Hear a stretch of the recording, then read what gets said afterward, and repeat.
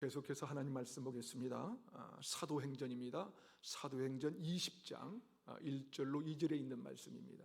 신약성경 사도행전 20장 1절로 12절에 있는 말씀, 저와 여러분이 한 절씩 교독하도록 하겠습니다. 소요가 그침에 바울은 제자들을 불러 권한 후에 작별하고 떠나 마게도냐로 가니라. 그 지방으로 다녀가며 여러 말로 제자들에게 권하고 헬라에 이르러 거기 석 달 동안 있다가 배 타고 수리아로 가고자 할 그때에 유대인들이 자기를 해하려고 공모함으로 마게도냐를 거쳐 돌아가기로 작정하니 까지 함께 가는 자는 베레아 사람 브로의 아들 소바도와 데살로니가 사람 아리스도가와 세군도와 더베 사람 가이오와 및 디모데와 아시아 사람 두기고와 드로비모라. 그들은 먼저 가서 드로아에서 우리를 기다리더라. 우리는 무교절 후에 빌립보에서 배로 떠난 닷새 만에 드로아에 있는 그들에게 가서 이래를 머무니라. 그 주간의 첫날에 우리가 떡을 때려 하여 모였더니 바울이 이튿날 떠나고자 하여 그들에게 강론할세 말을 밤중까지 계속하며 우리가 모인 이따락에 등불을 많이 컸는데 유두골 하는 청년이 창에 걸터 앉아 있다가 깊이 졸더니 바울이 강론하기를 더 오래 하며 졸음을 이기지 못하여 3층에서 떨어지거늘 일으켜 보니 죽었는지라. 바울이 내려가서 그 위에 엎드려 그 몸을 안고 말하되 떠들지 말라, 생명이 그에게 있다 하고 올라가 떡을 떼어 먹고 오랫동안 곧 달이 새기까지 이야기하고 떠나니라. 살아난 그 청년을 데리고 가서 적지 않게 위로를 받았더라. 아멘. 베스트셀러 작가이자 기독교계에 가장 큰 영향을 끼치고 있는 필립 얀시는 한국 교회에도 지대한 영향을 끼치고 있는 분인데요. 그가 쓴 책 중에 그들이 나를 살렸다라는 책이 있습니다. 이 책은 오늘날 필립 얀시가 이까지 그에게 영향력을 주었던 이 만남, 필립 얀시에게 영향력을 끼치는 사람들에 관한 이야기가 기록된 책입니다. 그 책에서 그는 이렇게 말합니다. 나 역시 교회와 하나님을 거부하고 회심 아닌 회심으로 해방감을 느꼈던 시절이 있었다. 하지만 결국에는 무신론자나 교회에서 도망쳐 나온 난민으로 전락하지 않고 교회를 변호하는 옹호자 가운데 한 사람이 되었다. 나는 어떻게 종교가 주는 부정적 영향에서 벗어나 개인적 신앙을 되찾을 수 있었을까? 그것은 바로 필립 얀시를 다시 일으켜 세워진 위대한 스승들과의 만남이 있었기 때문이라고 고백하고 있습니다. 우리도 마찬가지 아닙니까? 우리는 하나님이 보내신 누군가의 도움과 또 누군가의 가르침으로 그리고 누군가의 사랑과 헌신으로 오늘 여기 이렇게 서 있는 것 아니겠습니까? 오늘 본문은 바울을 통해서 예수를 믿게 된 사람들, 바울을 통해서 믿음의 사람으로 세워진 이 사람들의 명단이 소개되어 있는데요. 그 사람들이 어떤 사람인지 본문 4절을 다시 한번 읽어볼까요? 4절을 한번 보십시오. 함께 읽겠습니다. 시작. 아시아까지 함께 가는 자는 베레아 사람 브로의 아들 소바도와 데살로니가 사람 아리스도가와 세군도와 더베 사람 가이오와 및 디모데와 아시아 사람 두기고와 드로비모라. 이름이 참 어렵죠. 자, 여기 명단을 보면 베레아 사람 소바도와 데살로니가 사람 아리스도가와 세군도, 이 사람들은 바울이 2차 전도 여행 때 만났던 사람으로 추정이 됩니다. 자, 그리고 더베 사람 가이오는 바울이 1차 전도 여행 때 방문했던 지역이에요. 그때 거기서 만난 사람이에요. 자, 아시아 사람 두기고와 드로비모는 3차 전도 여행 때 만난 사람들입니다. 자, 그런데 이 사람들이 아시아까지 함께 가는 자였다고 얘기합니다. 무슨 얘기입니까? 이것을 통해서 우리가 무엇을 알 수 있습니까? 사도 바울의 전도여행은 전도뿐만 아니라 전도한 자들이 양육까지 겸했던 양육여행이었다는 거예요. 양육여행. 바울은 자신이 전도했던 사람들이 제대로 서 있는지 확인하기 위해서 2차, 3차 전도여행을 떠나지 않았습니까? 그러니까 바울은 전도도 중요했지만 더 중요했던 것은 그런 사람을 세우는 양육자였다는 거예요. 사람을 세우는 양육자. 그래서 전도보다도 사람들을 세우는데 더 많은 시간을 사용했습니다. 수많은 사람들을 전도하는 데 그치는 것이 아니라 그들을 양육하는 책임을 다했다는 것이죠. 그를 통해서 오늘 본문에 소개된 이 디모데와 같은 위대한 지도자가 세워졌던 것입니다. 로마서 16장을 보면 그를 통해서 세워진 수많은 사람들, 바울이 세워졌던 수많은 이들이 로마서 16장에 기록되어 있습니다. 그렇게 사람을 세울 때 결국은 하나님의 나라가 확장되기 때문이죠. 다시 말해서 하나님의 나라를 위해 산다는 것은 이 사람을 세우는 사람을 세우는 이 공동체가 되는 거예요. 사랑하는 여러분, 여러분은 어떻습니까? 오늘 우리가 여기 있기까지 누군가가 우리를 양육해 줬기 때문에 우리가 여기 있는 것입니다. 아멘이십니까? 자, 그러게 우리도 누군가에 의해서 세워진 인생이라면 이제 우리도 누군가를 세워주는 그런 인생을 살아가야 하지 않겠습니까? 우리의 가정의 자녀들은 물론 우리가 만나는 모든 사람들을 세워주는 이 선한 영향을 끼치는 사람이 되어야 하지 않겠습니까? 그래서 누군가가 훗날에 천국에서 우리가 만났을 때 당신이 아니었다면 우리가 여기 존재하지 않았을 것입니다 라고 하면서 반갑게 맞아주지 않을까요? 그러기에 저와 여러분이 사람을 세우는 사람이 되고 우리 교회가 사람을 세우는 공동체가 되기를 주님의 이름으로 축복합니다. 자, 그렇다면 우리가 어떻게 사람을 잘 세우는 이 사람이 될 수 있을까요? 첫 번째로 격려자가 되어야 합니다. 격려자. 여러분, 오늘 우리가 이렇게 살 수 있는 것은 계속해서 지속적으로 누군가가 격려해 주기 때문이 아닐까요? 그렇다면 여러분 격려를 잘하고 계십니까? 문제는 우리가 격려를 잘 못한다는 거예요. 저는 목회자입니다. 목회자는 사람을 격려하는 사람이라고 저는 생각합니다. 그런데 문제는 저도 격려를 잘 못해요.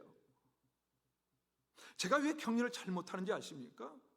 왜냐하면 격려하는 것보다는 지적해 주는 것이 그 사람에게 더 도움이 될 것이라는 이 심각한 이 착각을 갖고 있다는 거예요.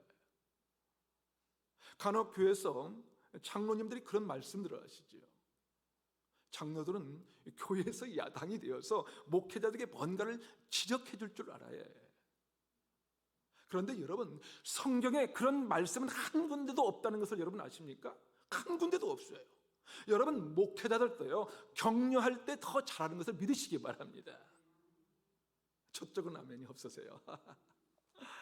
목회자들도 격려할 때 더 잘합니다. 특별히 우리 같은 이 개척교회에서는요, 저도 그렇지만 우리 그 최 전사님 많이 격려해 주세요. 많이 격려가 필요합니다. 남다르게 이 개척교회를 섬기는 우리 최 전사님, 애로사항이 참 많을 텐데요, 짜장면에도 한 그릇 사주시면서 격려해 주시면 여러분의 격려가 정말 큰 힘이 될 줄로 믿습니다. 레리 크랩은 이 격려를 통한 영적 성장에 대해서 이렇게 말합니다.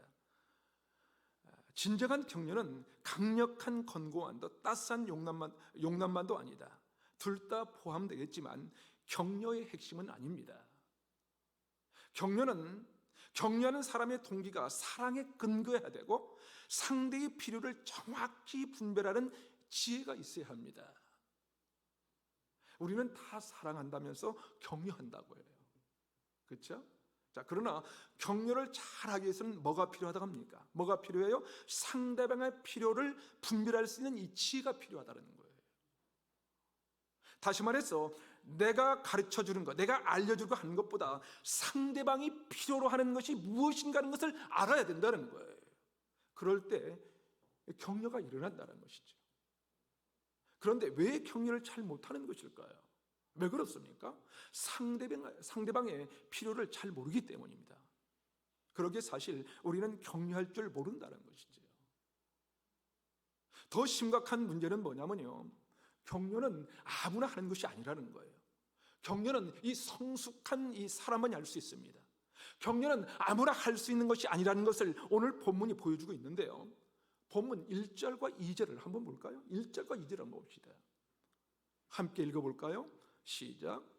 소요가 그침에 바울은 제자들을 불러 권한 후에 작별하고 떠나 마게도냐로 가니라. 그 지방으로 다녀가며 여러 말로 제자들에게 권하고 헬라에 이르러. 소요가 그친 다음에 바울이 뭘 했다고 해요? 바울이 뭐 했다고 합니까? 제자들을 불러 권했다는 거예요.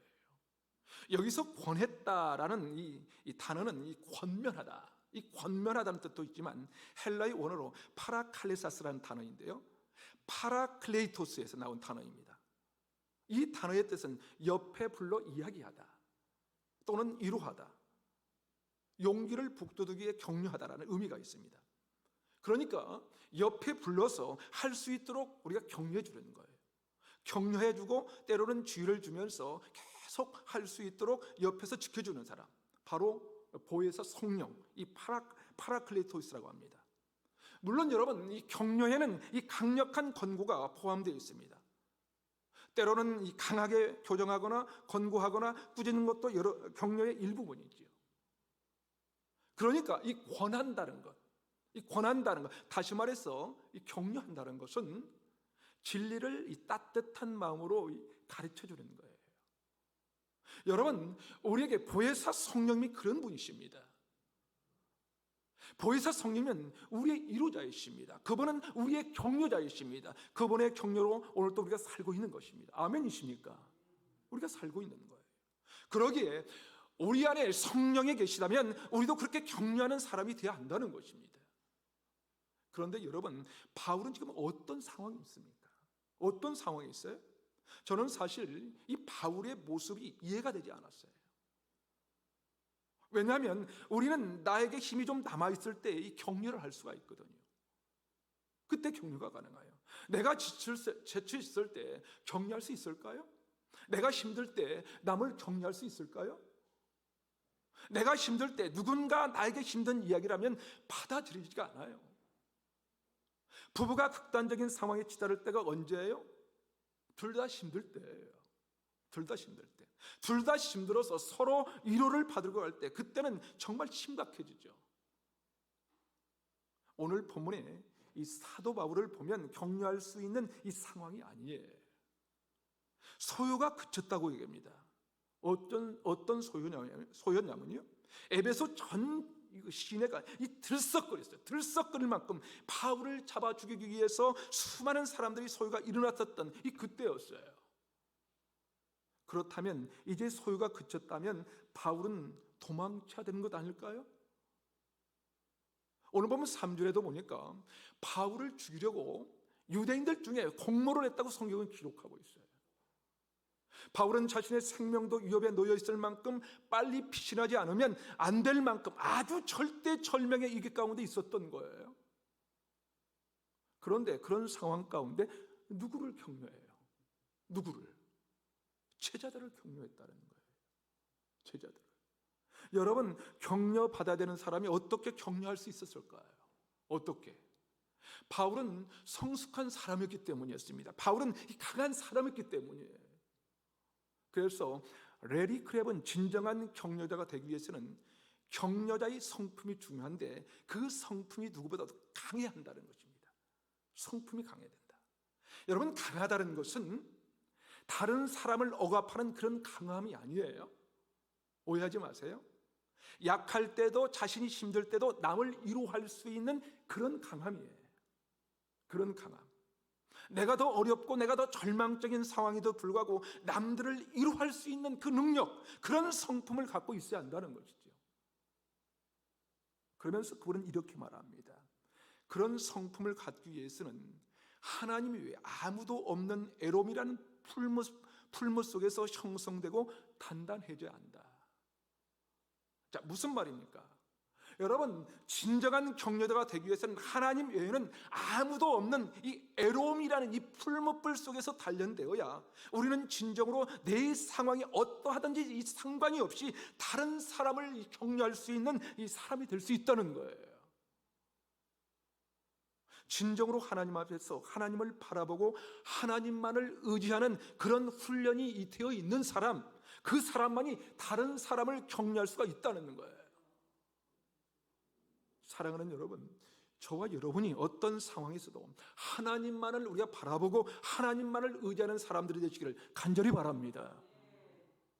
때로 인생의 고난과 역경 속에서, 애로움 속에서 단련되어서 우리의 자녀들을 격려하며 우리가 만나게 되는 모든 사람들을 격려하는 위대한 격려자가 되시기를 주님의 이름으로 축원합니다.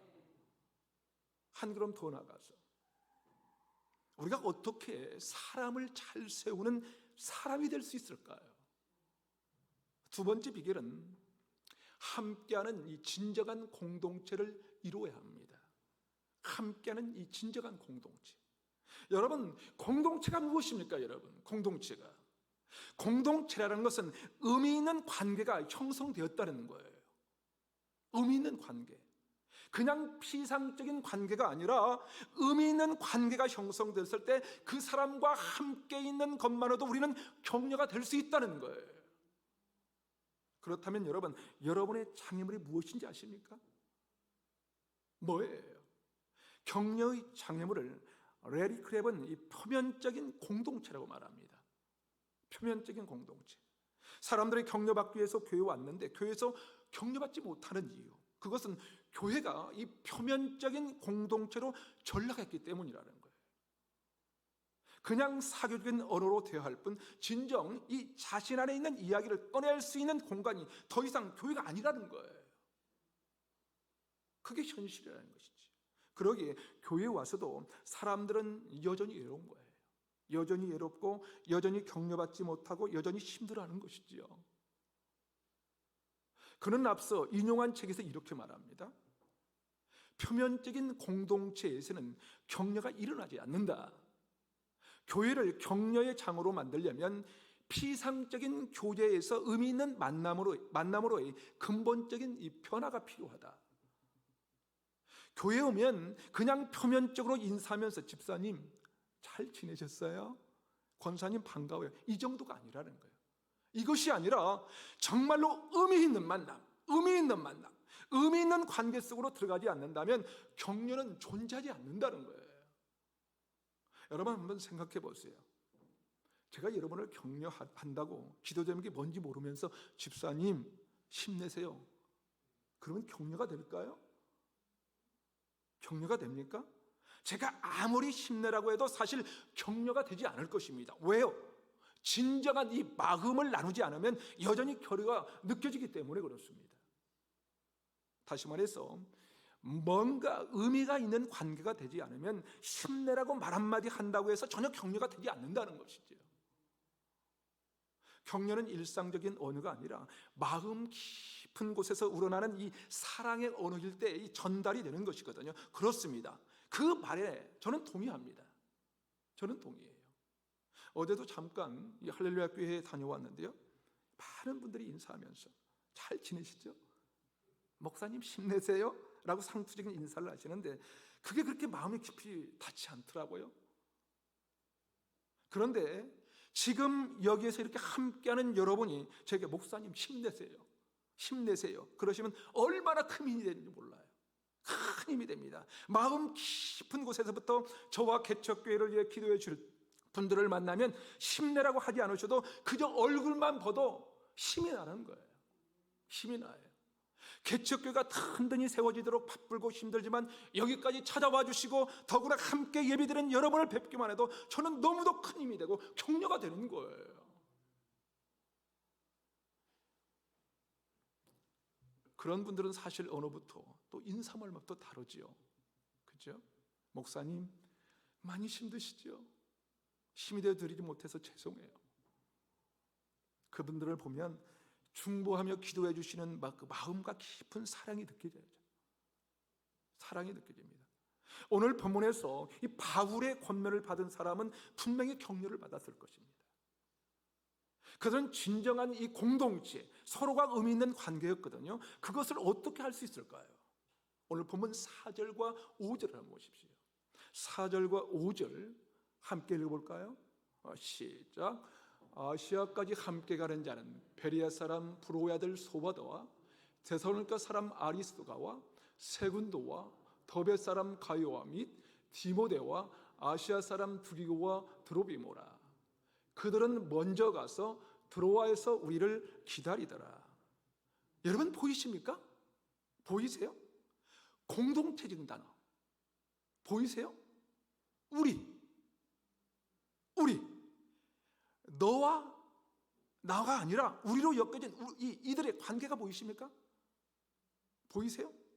이들이 어떻게 우리가 될 수 있었을까? 어떻게 우리가 될 수 있었을까? 우리라는 이름이 참 좋은 것 같아요. 루야교회, 우리 교회. 우리 교회도 이름을 강주 우리 교회라고 바꿔야 하지 않을까요? 오늘 본문에서 이들은 어떻게 진정한 공동체가 될 수 있었을까요? 어떻게? 그것은 그들이 함께였기 때문입니다. 함께였기 때문에. 그렇습니다. 공동체가 되려면 함께 해야 됩니다. 함께. 바울이 1차, 2차, 3차 전도여행을 할 때 그들은 바울과 떨어지지 않고 지속적으로 바울과 함께하면서 의미 있는 관계로 이 발전되어 간 거예요. 그래서 어떤 분들은 얘기합니다. 교회가 절대로 커져서는 안 됩니다. 여러분 정말 그럴까요? 아닙니다. 아니에요. 사도행전에 나타난 이 초대교회를 보면 그들은 날마다 구원받는 자들이 더해졌다고 성경은 기록하고 있어요. 다시 말해서 교회가 커지고 성장했다는 것이죠. 성장했다. 베드로가 설교할 때 어떻습니까? 3,000명, 5,000명에서 예수를 믿게 되었고요. 날마다 건강하게 성장한 교회였습니다. 그 교회는 어떻게 이 진정한 이 공동체를 이룰 수가 있었던 것일까요? 사도행전 2장 42절부터 47절까지를 보면 초대교회는 그들이 사도의 가르침을 받아 서로 교제하고 떡을 떼며 오로지 기도하기를 힘썼다고 기록하고 있습니다. 뿐만 아니라 믿는 사람이 다 함께 있는 모든 물건을 서로 통용하고 또 재산과 소유를 팔아서 각 사람의 필요를 따라 나눠주면서 자기 것을 내 것이라고만 여기지 않았다는 거예요. 다시 말해서 그들은 의미 있는 관계를 형성하는 이 공동체가 되었다는 거예요. 의미 있는 관계, 공동체. 그들은 초대교회는 날마다 성장했어도 불구하고 진정한 이 공동체를 이룰 수 있었던 것은 바로 뭐예요? 소그룹 모임이었습니다. 소그룹 모임. 그들은 교회 안에 작은 교회, 이 소그룹, 이 공동체를 이루면서 의미 있는 관계, 의미 있는 이 만남이 이어져 갔던 것입니다. 그렇다면 여러분, 사람을 세우는 사람이 되면 어떻게 해야 할까요? 진정한 이 공동체에 합류해야 합니다. 그리고 공동체의 리더가 되어야 합니다. 사랑하는 여러분, 저는 우리 교회에 날마다 구원받는 자들이 더해지면서 이 표면적인 공동체, 그저 인사치레만 남만은 그런 교회가 아니라 진정한 이 마음을 나누고 함께 기도하며 함께 지어지고 함께 세워져가는 의미 있는 공동체가 되기를 주님의 이름으로 축원합니다. 마지막으로 우리가 어떻게 사람을 세우는 이 사람이 될 수 있을까요? 세 번째로 끝까지 그리스도의 제자로 훈련시켜야 합니다. 오늘 본문 1절을 다시 한번 볼까요? 1절 한번 읽겠습니다. 시작. 소요가 그치매 바울은 제자들을 불러 권한 후에 작별하고 떠나 마게도냐로 가니라. 바울이 누구를 불렀다고 합니까?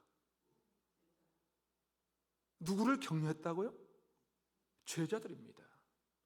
바울이 이 복음 전도를 듣고 그냥 회종으로 참여한 모든 사람들을 권면한 것이 아니었어요. 다시 말해서 제자들을 불러서 격려했다는 것은 단순히 잘해보라는 말만 했다는 것이 아니라는 것이죠. 바울은 이 자신의 제자들, 이 소그룹, 이 공동체 안에 들어와서 제자 훈련 받는 이들과 의미 있는 이 관계를 가진 거예요. 그러니까 이 사람을 세운다는 것은 제자로 훈련시킨다는 거예요. 제자로. 그래서 우리 교회가 이제 때가 되면 꼭 하고 싶은 것이 이 제자 훈련입니다. 단순히 전도만 하는 교회가 아니라 전도된 이 그 대상자들 데리고 제자 훈련시키는 그런 교회가 되어야 할 거예요. 그런데 오늘 본문을 보면 이 뜬금없는 이야기가 7절부터 등장하는데요. 바울이 이 드로아에 가서 밤중까지 가르친 일을 계속할 때입니다. 이 유도고를 하는 이 청년이 이 바울의 이 강론을 듣다가 졸음을 이기지 못하고 3층에서 떨어져 죽었어요. 여기서 우리가 중요한 진리를 깨닫게 됩니다. 여러분, 설교를 들을 때 졸면 죽을 수도 있다는 것입니다.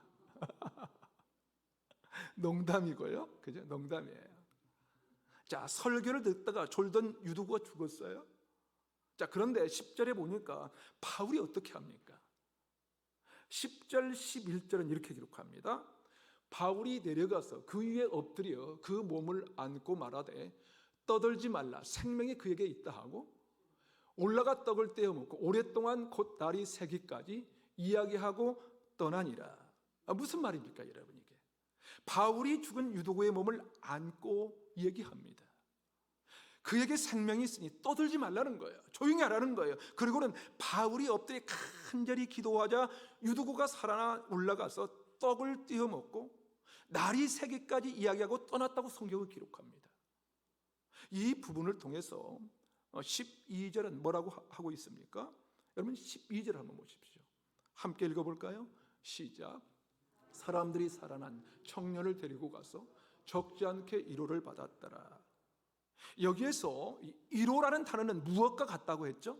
무엇과 같다고? 격려를 받았다는 거예요. 누구 때문에요? 누구 때문에?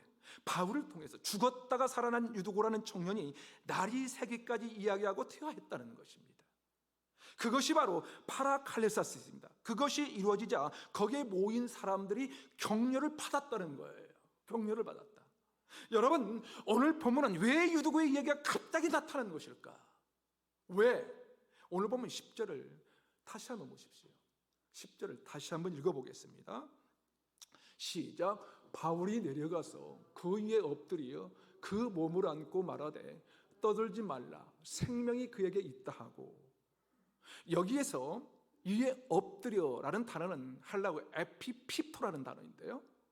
자, 이 단어는 누구 위에 엎드리다, 누구 위에 엎드리다는 뜻이에요. 그것은 그가 살아나기를 간절히 바라는 마음으로 엎드린 것입니다. 사도 바울의 청년을 향한 깊은 이 사랑이 느껴지지 않으십니까, 여러분? 그렇습니다. 이 깊은 우리 사랑이 있을 때 격려가 가능하고요, 깊고 간절한 기도가 죽은 영혼을 살리기도 한다는 거예요. 바울이 그랬어요. 그는 교회를 사랑해서 하나님의 사람을 세우자는 깊은 이 사랑의 마음이 있었다는 것입니다. 그리고 떡을 떼었다는 것은 교제가 다시 시작된 것을 보여줍니다. 청년의 고백을 통해서 그들은 위로를 받게 되고 점점 주님을 닮은 제자로 살기로 결단하게 된 것이죠. 저는 설교를 준비하면서 제 마음에 이런 생각이 들었어요. 나는 어떻게 사도 바울과 같은 격려자, 이 사람을 세우는 사람이 될 수 있을까? 하나님은 저에게 말씀하셨습니다. 강해져야 한다. 강해져라. 오직 하나님 앞에 1:1 단독자로 서서 그 가운데 이 철저한 외로움과 환난을 통과하고 강해져야 한다. 이 말씀을 하시더라고요. 바로 그런 사람이 될 때 우리는 그리스도의 심장을 가지고 주님의 진리를 가르치고 사랑으로 격려하는 그런 인생을 살 때 우리는 사람을 세우는 사람이 되고 우리 교회가 강한 그리스도의 제자들로 가득한 교회가 될 것입니다. 무엇보다도 우리 루야교회 공동체가 이 표면적인 이 껍질을 벗겨버리고 이 서로 의미 있는 관계가 되고 서로 권면하고 교제하는 아름다운 공동체가 되기를 바랍니다. 바로 그런 이 공동체 안에서 우리가 서로 세워가며 우리가 만나는 모든 사람들을 세워주는 저와 여러분이 되시기를 주님의 이름으로 축원합니다. 이 시간 우리 함께 기도할 때 하나님 아버지, 너도 주님의 심장 가지고 사람을 세우는 자가 되기 원합니다. 우리 교회가 사람을 세우는 교회 공동체로 일어나게 하옵소서. 무엇보다도 나를 통해 격려자가 되고 힘을 주는 자들이 되기 원합니다. 우리 교회가 강한 그리스도의 제자들로 가득한 교회가 되게 하옵소서. 루야교회 공동체가 피상적인 관계가 아니라 깊은 의미를 가지는 관계를 갖게 되게 하소서.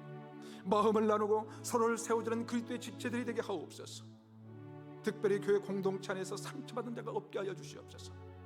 우리의 가장 큰 스승인 이 주님의 이름을 한번 우리가 부르면서 다 같이 한번 주신 말씀 생각하면서 함께 기도하겠습니다.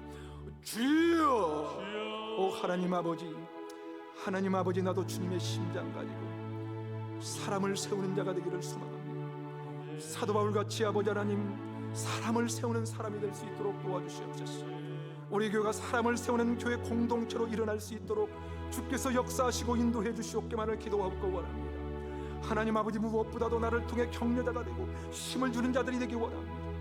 우리 교회가 강한 그리스도의 제자들로 가득한 교회가 될 수 있도록 아버지 은혜를 내려주시옵소서. 하나님 아버지, 누야교회 공동체가 피상적인 관계가 아니라 깊은 의미를 가진 관계가 되게 도와주시고 마음을 나누고 서로를 세워주는 그리스도의 지체들로 될 수 있도록 우리를 붙잡아 주시옵기만을 기도하고 원합니다. 하나님 아버지, 특별히 교회 공동체 안에서 상처받는 자가 없게 하여 주시옵소서. 상처받는 자가 없게 하여 주시옵시고 오직 예수 그리스도와 사랑 안에서 서로 사랑하며 세워질 수 있는 아름다운 이 복된 공동체가 될 수 있도록 주님 도와주시옵기만을 기도하고 원하옵니다. 아버지 하나님 도와주시옵소서. 오 주님 도와주시옵소서. 하나님 아버지, 우리에게 보혜사 성령을 보내주셨소. 우리를 이루어하시고 격려해 주시니 감사합니다. 원컨대 격려자가 되게 하시고 강한 그리스도의 제자로 훈련되어서 다른 사람을 세우고 살리는 이 축복의 도구가 될 수 있도록 도와주시옵소서. 우리 교회가 초대교회같이 부흥의 은혜를 경험하도록 주님 도와주시옵소서. 여기에 속한 자들이 한 사람도 빠짐없이 주 안에서 의미 있는 관계를 누리고 강건하도록 주여 도와주시옵소서. 그렇게 세우시고 사용하실 주님을 찬양하옵고 존귀하신 예수님의 이름으로 기도하옵나이다. 아멘.